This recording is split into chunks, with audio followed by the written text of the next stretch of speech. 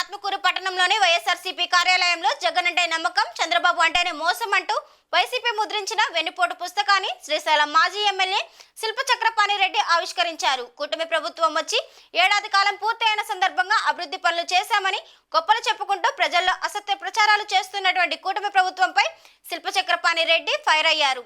కూటమి ప్రభుత్వం సంవత్సర కాలంలో మోసాలు, హత్యలు, అత్యాచారాలు, అఘాయిత్యాలు, అక్రమ కేసులు తప్ప అభివృద్ధి చేసింది ఏమీ లేదంటూ కూటమి ప్రభుత్వాన్ని శిల్పచక్రపాణి రెడ్డి ఎండగట్టారు.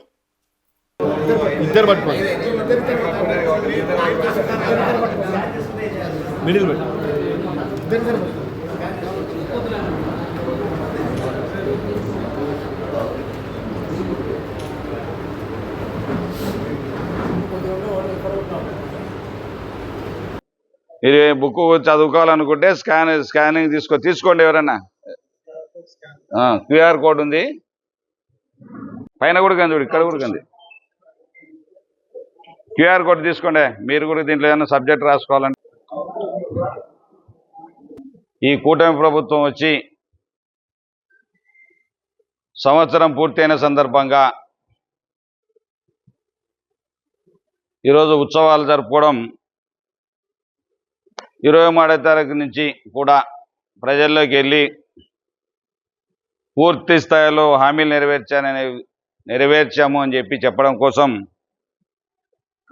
ఈ ప్రభుత్వం ముందుకెళ్తా ఉంది.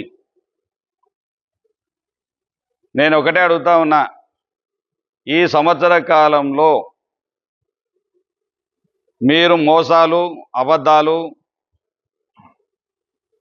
దొమ్మీలు, దోపిడీలు, అరాచకాలు, హత్యాయత్నాలు, అదేవిధంగా మహిళలను కించపరచడం, ఎన్నో రకాలుగా అక్రమ కేసులు బనాయించడం, ఎన్నో రకాలుగా ప్రజలందరినీ ఇబ్బంది పెట్టిన సందర్భాలు ఈ సంవత్సర కాలంలో ఎన్నెన్నో.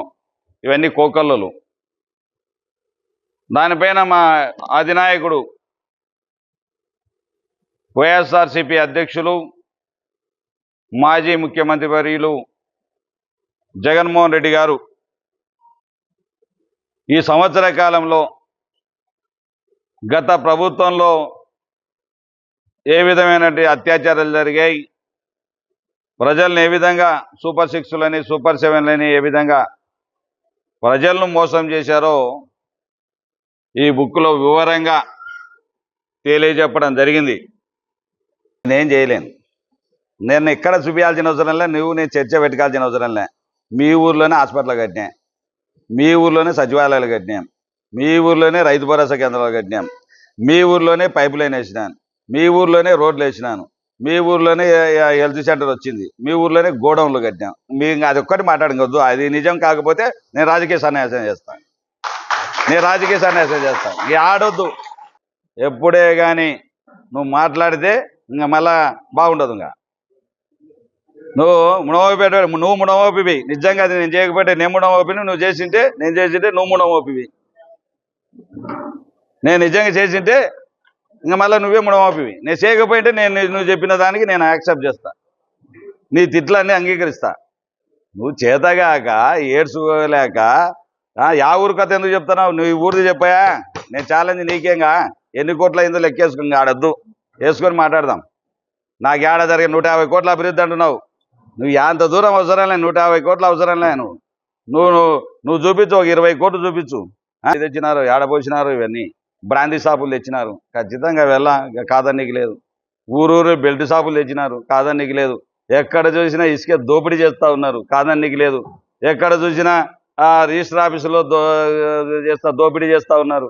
ఎక్కడ చూసినా బ్రాందీ షాపులలో లక్షల వసూలు చేస్తూ ఉన్నారు. అది 100% 150 కోట్లు దాటిటాయి. దానికి ఇవన్నీ అభివృద్ధి లేకపోతే నువ్వు దోచుకుండేదని అడుగుతా ఉన్నావు.